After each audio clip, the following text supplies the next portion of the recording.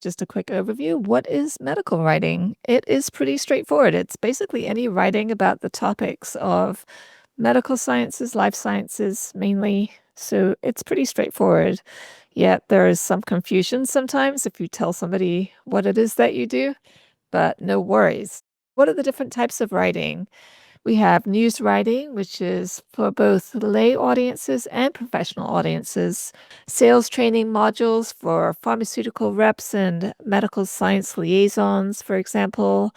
This is information that is published internally by a pharmaceutical company that maybe pharmaceutical sales reps learn from, maybe disease state information or information about mechanisms of action.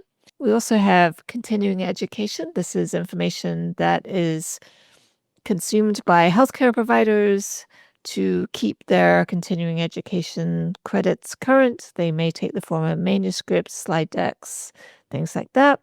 And then there's regulatory writing for agencies like the FDA, all the different documents, a CSR, an NDA, prescribing information, all different types of documents in that regard. Medical writing deliverables, it's pretty straightforward. I would say 80% of our deliverables are in the form of Word documents. So you need Microsoft Office on your computer for sure. Slide decks, usually in PowerPoint. We also do some graphics and charts, things like that. We're not graphic designers usually. Sometimes we have additional graphic design training, but medical writers are not expected to be able to do that. Usually our clients have a graphics department or creative people on their team that can take what we do and make into graphics, but that is sometimes a deliverable. We may occasionally be asked to provide a slide deck with a bar chart on it or a table, for example. And then spreadsheets with research. Sometimes we're asked to do a deep dive into the medical research, and we might deliver as a spreadsheet in Excel, sometimes Google Sheets. So that's it, really. It doesn't get really much more intricate than that for medical writing deliverables. Occupational outlook. The occupational outlook for medical writers is promising with steady growth projected in the coming years. I will have a separate lesson on the impact of AI on medical writing. But for right now, it is a busy, busy field with, lots of people unfortunately have illness, but that does actually fuel our industry, as does new drug approvals. The U.S. Bureau of Labor Statistics projects a 6% growth in employment for technical writers, which includes medical writers between 2021 and 2031. I think maybe that's even an underestimate.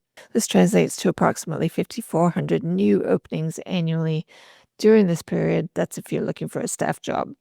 Career opportunities, there are multiple. So, of course, you have the whole freelance ecosphere of medical writers, but you also have jobs at pharmaceutical and biotechnology companies, contract research organizations, medical communication agencies, academic and research institutions, and healthcare organizations and government agencies.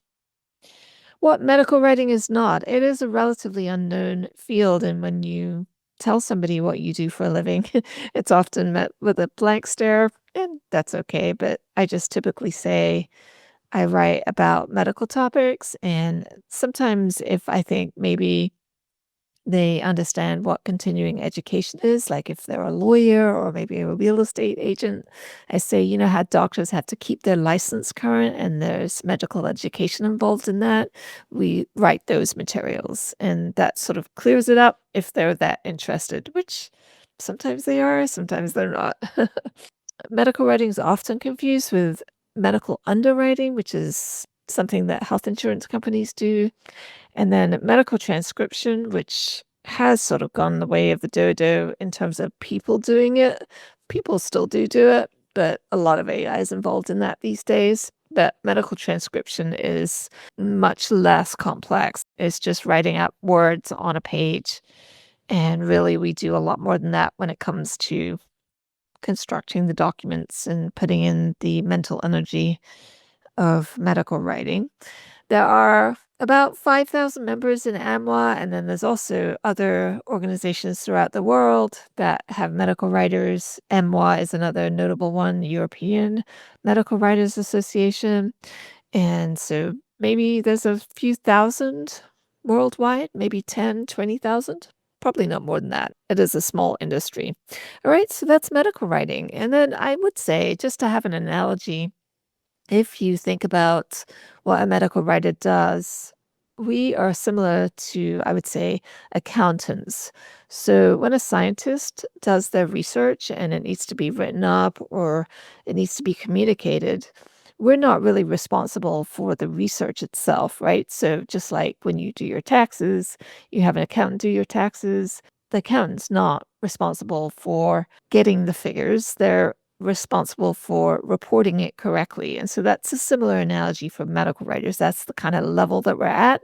We're not necessarily experts in what we're writing about. We certainly have a science background, and that's really helpful. We know how to look things up, we know how to present information effectively. So that's what we do. So if you can look at it a little bit like that, that's a good analogy.